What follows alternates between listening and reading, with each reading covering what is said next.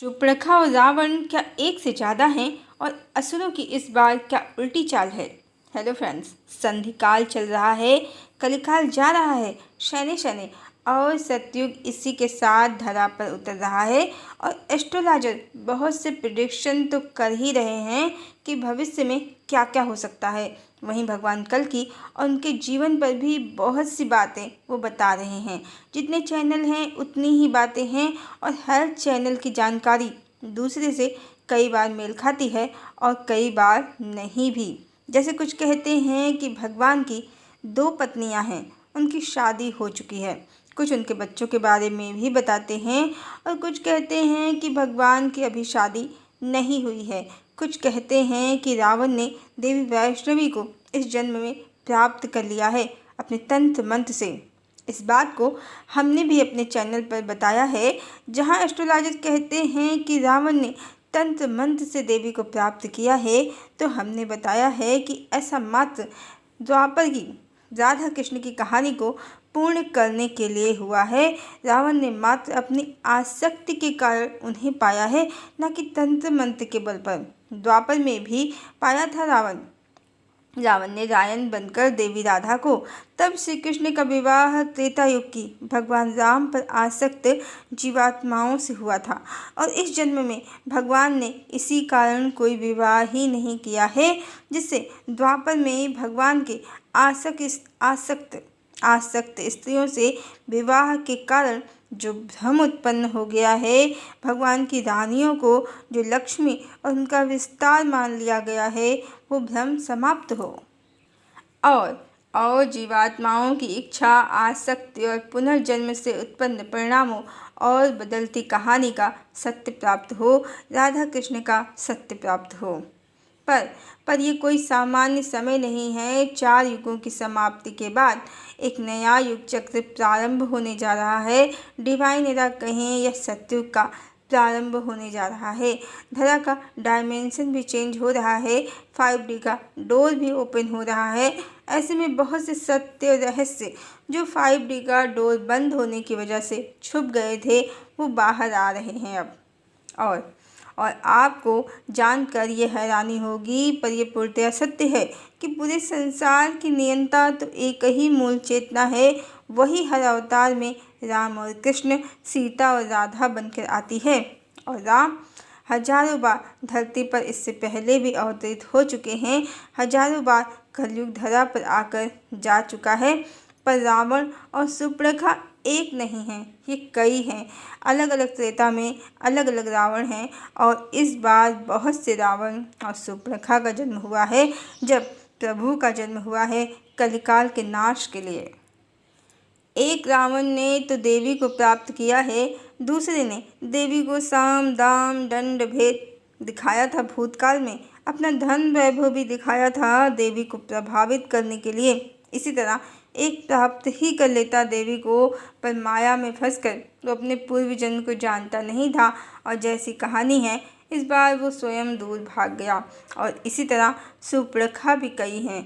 एक तो भगवान और भगवती की कहानी में है, जो उनके मिलन में बाधा बन गई है, जिसके बारे में हमने शूर्पणखा का क्या रोल है भगवान कल्कि की कहानी में और देवी लक्ष्मी प्रिया कौन है चैतन्य की, इन दोनों वीडियोस में बताया है। पर इसके अलावा और भी शूर्पणखाएँ हैं जिन्होंने भगवान को विवाह के प्रस्ताव दिए हैं, पर कहानी ही ऐसी है कि भगवान ने इस बार किसी का विवाह प्रस्ताव स्वीकार नहीं किया है। और इस समय वैसे तो इस नवरात्रि के प्रारंभ से नववर्ष विक्रम संवत 2081 के लगते ही असुरों का प्रभाव स्वयं ही घटने लगा है, जो पहले से ही घटना शुरू हो गया था। पर यह भी सत्य है कि इस समय बहुत सी ऐसी लड़कियां सोशल मीडिया में एक्टिव हैं, जो स्वयं को या तो आदि शक्ति देवी वैष्णवी बता रही हैं या फिर कल्कि की पत्नी। ये सभी किसी न किसी काल चक्र के त्रेता में शूर्पणखा रह चुकी हैं। इनकी इच्छा भगवती को भगवान से अलग करके स्वयं भगवती बनने की है, परमात्मा की पत्नी बनने की है। इन्हें मीरा की तरह मुक्ति का मार्ग पसंद नहीं है। इनकी बस यही कामना है कि भगवान इन्हें ही पत्नी घोषित करके इनको भगवती और आदि शक्ति का स्थान दे दें। इन्हें भगवती से ईर्ष्या है, द्वेष है और जलन है। और इतना ही नहीं, जैसे हर जीवात्मा शिव और शक्ति का मिलन होती है और स्वयं की चेतना में परमात्मा को पाया जाता है, मोक्ष या मुक्ति को पाया जाता है। स्वयं की आत्म जागृति से इस आध्यात्मिक तथ्य और सत्य को झुठलाकर असुरों ने देवी राधा को कल्पना और भक्त जीवात्मा घोषित करके रुक्मिणी को सीता बनाकर, अन्य रानियों को गोलोक की गोपियाँ, सखियाँ, देवियाँ बनाकर भगवान का ओंकार स्वरूप मिटाने की काली माया खेली है और भगवती को भगवान से अलग करके स्वयं को भगवान की पत्नी बनाने और भगवान को बहुपत्नीवादी सिद्ध करने का, उनका सत्य स्वरूप मिटाने का घोर भगवत अपराध किया है। और ये सब मात्र इसीलिए है कि भगवती भगवान से कभी मिल न पाएं और कलयुग का अंत कभी न हो। पहले भी असुरों ने इसी तरह की चाल चली है। महिषासुर, त्रिपुरासुर, भस्मासुर और भी असुर ज़्यादातर देवी से, शक्ति से विवाह करके स्वयं को भगवान बनाना चाहते थे, भगवान और भगवती को अलग करना चाहते थे। इस बार भी उनकी मंशा यही है, बस इस बार असुरों ने स्त्रियों का शरीर धारण कर लिया है और अपने खेल की, अपनी चाल की रूपरेखा बदल ली है। इस बार इन लोगों ने स्वयं को भगवान की गोपी, प्रेमिका और पत्नी बताना शुरू कर दिया है, जिसके लिए ये मीराबाई के नाम का भी सहारा लेते हैं। जबकि मीराबाई ने अपनी चेतना को परमात्मा में विलीन कर भगवत प्राप्त की है। वो तो कहती भी हैं कि पायो जी मैंने राम रतन धन पायो, सत्य की संपत्ति दिए मेरे सतगुरु, हरस हरस जस गायो। वो भगवती से युक्त ओंकार स्वरूप परम ब्रह्म राम को, परम ब्रह्म कृष्ण को ही अपना पति सर्वस्व मानती हैं और उन्होंने स्वयं को परमात्मा में विलीन कर लिया है। न कि वो आदि शक्ति का स्थान लेना चाहती हैं या भगवान को हजारों करोड़ों स्त्रियों का पति कहती हैं। वो परमात्मा का, राधा कृष्ण का, शिव शक्ति का, स्वयं का, अपनी चेतना का सब सत्य जानती हैं।